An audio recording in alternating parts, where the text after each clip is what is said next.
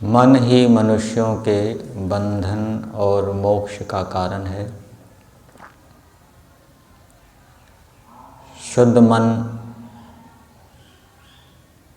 सुखों का कारण है, अशुद्ध मन, अविद्या से युक्त मन दुखों का कारण है। मन को शुद्ध करने का प्रमुख उपाय धर्म आचरण है। धर्म आचरण से मन शुद्ध होता है और उसके साथ साथ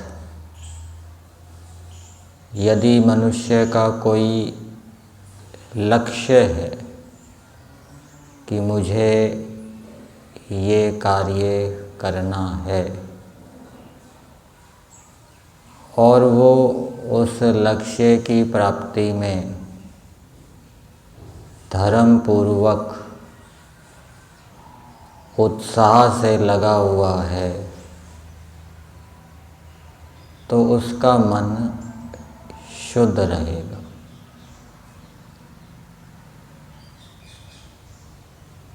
यदि लक्ष्य दृढ़ है तो व्यक्ति उस लक्ष्य की प्राप्ति में उत्साहपूर्वक लगा रहेगा, और यदि लक्ष्य दृढ़ नहीं है तो उस लक्ष्य की प्राप्ति में उसका जो प्रयत्न है वो उत्साहपूर्वक नहीं रहेगा।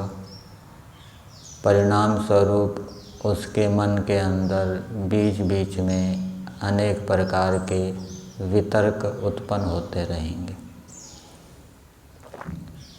जैसे मान लीजिए किसी व्यक्ति को गाड़ी पकड़नी है, वो स्टेशन की ओर जा रहा है, समय कम है। अब रास्ते में अच्छे स्थान भी आते हैं, बुरे स्थान भी आते हैं। अच्छे स्थानों को देखकर वहाँ जाने की उसकी इच्छा नहीं होती, बुरे स्थानों को देखकर उसको घृणा नहीं होती।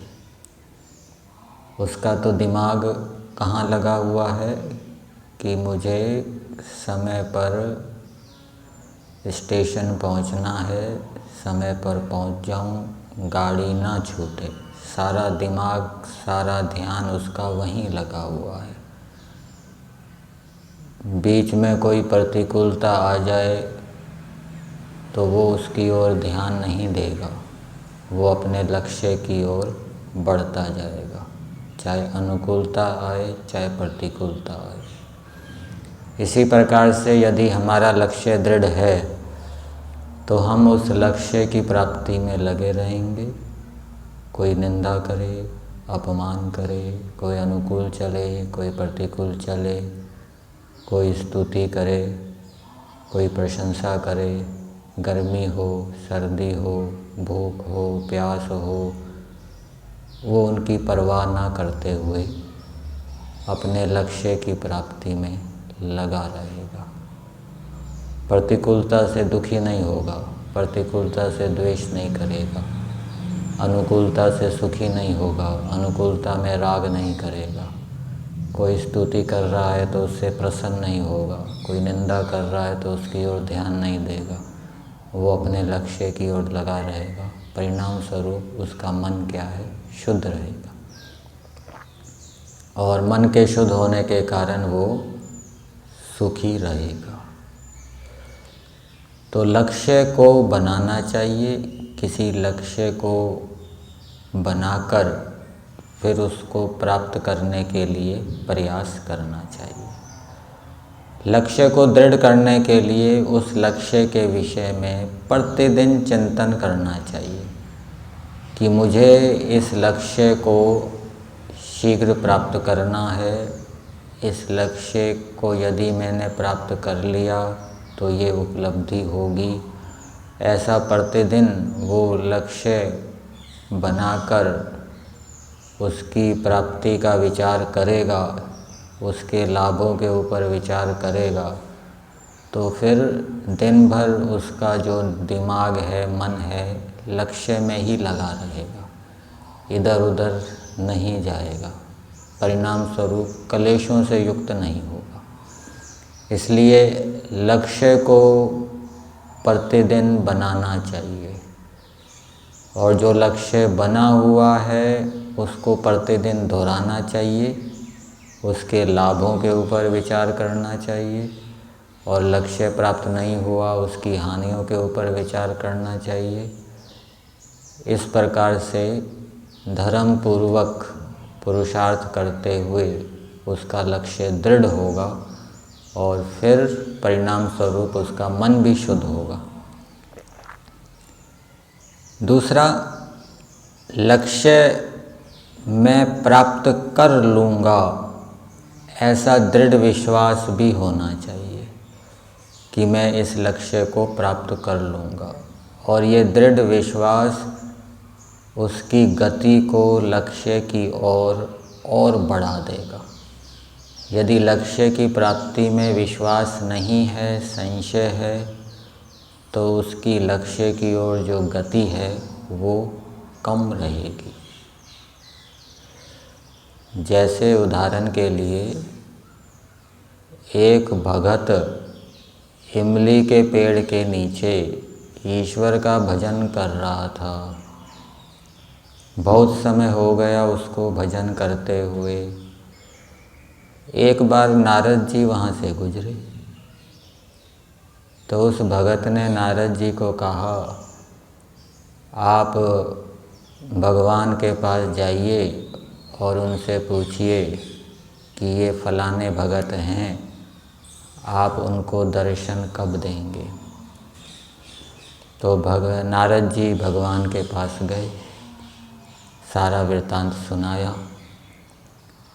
तो भगवान ने कहा कि इमली के पेड़ में जितने पत्ते हैं उतने जब जन्म बीत जाएंगे तब मैं उनको दर्शन दूंगा। नारद जी को ये बात सुनकर उदासी हुई कि यदि मैं ये बात उस भगत को बता दूंगा तो वो निराश हो जाएगा, इसलिए ये बात बताने में वो हिचकिचाने लगे कि भगत को कैसे बताऊं। परंतु जब भगत के पास गए तो भगत ने आग्रह किया, बताओ बताओ, पर भगवान ने क्या कहा मेरे विषय में। तो वो जैसी बात थी वैसी बता दी। तो भगत तो बड़ा प्रसन्नता से उछल पड़ा कि भगवान मेरे को दर्शन देंगे, उनका वचन कभी मिथ्या नहीं होता। तो ऐसा सुनकर उस भगत की जो गति है भजन की और अधिक बढ़ गई, उसकी चाल और अधिक बढ़ गई। तो कुछ दिनों के बाद भगवान ने उनको अपने दर्शन दे दिए। तो उस भगत को बड़ा आश्चर्य हुआ कि आपने तो नारद जी को कहा था कि इमली के पेड़ में जितने पत्ते हैं उतने जन्मों के बाद मैं आपको दर्शन दूंगा, आपने तो कुछ ही दिनों में दे दिए। तो भगवान ने कहा कि पहले आपकी चाल अलग थी भजन करने की, परंतु मेरी बात को सुनकर कि मैं दर्शन दूंगा इतने जन्मों के बाद आपकी चाल बदल गई, इसलिए आपकी चाल को देखते हुए मैंने शीघ्र ही अपने दर्शन दे दिए। तो इससे क्या बात निकली, जब व्यक्ति को ये विश्वास हो जाता है कि मैं इस लक्ष्य को प्राप्त कर लूँगा तो उसकी गति और अधिक बढ़ जाती है। तो एक तो लक्ष्य बनाना चाहिए, जीवन में अनेक लक्ष्य बनाने पड़ते हैं। उन लक्ष्यों को बनाकर बार बार उनका विचार चिंतन करना चाहिए, उनके लाभों पर विचार करना चाहिए, उससे वो लक्ष्य दृढ़ होते हैं। और जब लक्ष्य दृढ़ हो जाता है फिर व्यक्ति उत्साह से उस लक्ष्य की प्राप्ति में लगता है। और दृढ़ होने के साथ साथ जब ये भी विश्वास होता है कि मैं इस लक्ष्य को प्राप्त कर लूँगा, मेरे पास बुद्धि है, सामर्थ्य है, तो उसकी चाल, उसकी गति और अधिक बढ़ जाती है, और अधिक वो उत्साह से लक्ष्य प्राप्ति में दिन रात लगा रहता है। परिणाम स्वरूप व्यवहार के अंदर जो ऊंच नीच होती है, घटनाएं होती है, अनुकूल घटनाएं होती है, प्रतिकूल घटनाएं होती है, उससे वो अपने मन को अशांत नहीं करता, तनाव युक्त नहीं करता, अपने लक्ष्य की ओर लगा रहता है। तो ये मन की शुद्धि का उपाय है।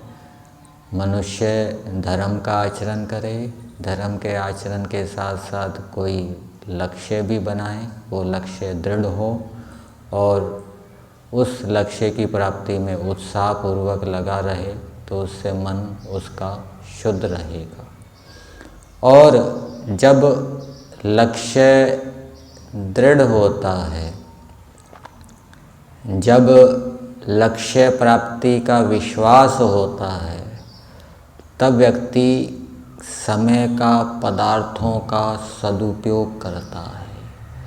और समय का सदुपयोग करने से, पदार्थों का सदुपयोग करने से उस व्यक्ति की शक्ति और अधिक बढ़ती है। जब व्यक्ति का लक्ष्य दृढ़ नहीं होता, वो समय का, पदार्थों का दुरुपयोग करता है और पदार्थों के दुरुपयोग करने के कारण उसकी शक्ति कम हो जाती है।